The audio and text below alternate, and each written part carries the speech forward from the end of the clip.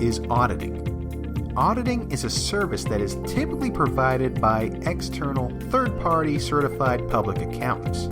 This service is performed to form an opinion on representations made by the executive management of a company. A typical example of an audit would be on the financial statements of a corporation.